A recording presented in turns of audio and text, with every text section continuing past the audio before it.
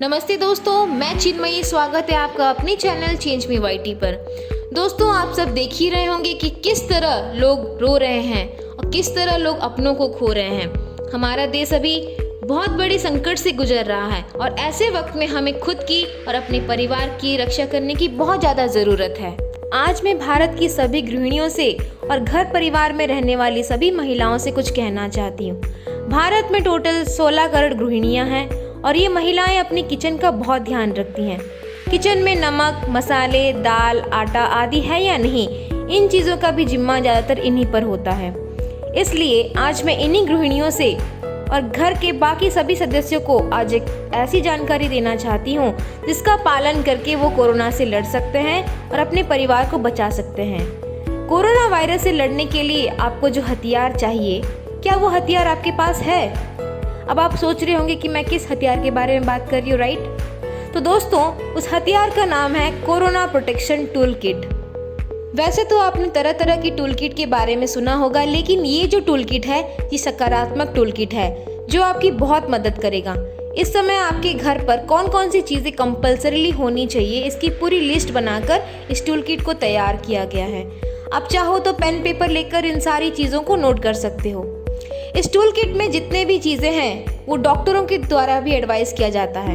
इस tool kit में total 10 चीज़ें हैं। उस टूल किट में सबसे पहला चीज़ जो आपके घर में होना चाहिए वो है टेम्परेचर मॉनिटरिंग इंस्ट्रूमेंट, या फिर जिसे हम कहते हैं थर्मोमीटर, जो बुखार की जांच करने के लिए सबसे ज़्यादा ज़रूरी है। अगर आपने अभी तक अपने घर में थर्मोमीटर नहीं रखा है तो सबसे पहले ये काम करिए कि थर्मोमीटर खरीदिए। दूसरा है पल्स ऑक्सीमीटर। ये एक बिस्किट के आकार की छोटी सी मशीन होती है, बहुत ही छोटी सी, जिसे आप घर बैठे अपना ऑक्सीजन लेवल चेक कर सकते हैं। ये उंगली में लगती है, जैसे कि आप इस वीडियो में भी देख सकते हैं। और डॉक्टरों के मुताबिक शरीर का ऑक्सीजन लेवल 94 से लेकर 100 के बीच में होना चाहिए। अगर 94 से कम हो रहा है तो आपको तुरंत डॉक्टर से संपर्क करना चाहिए और तुरंत अस्पताल चले जाना चाहिए। ये एक खरीद लीजिए और उसे पूरा परिवार इस्तेमाल कर सकते हैं, तो ये भी आपके घर में ज़रूर होना चाहिए।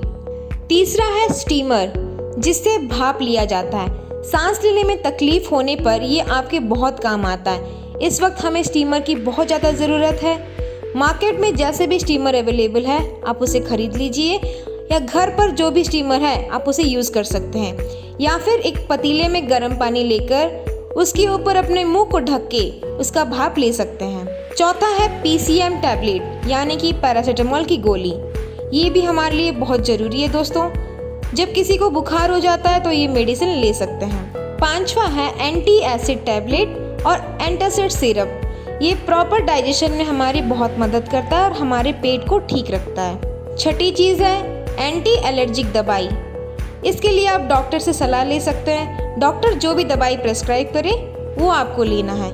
ये भी हमारे घर में ज़रूर होना चाहिए। सातवां है थर्मल फ्लास्क, जो गर्म पानी रखने के लिए हमें काम आता है। डॉक्टर भी कोरोना वायरस से बचाव के लिए गर्म पानी पीने का सलाह देते हैं। ये भी हमारे घर पर होना चाहिए।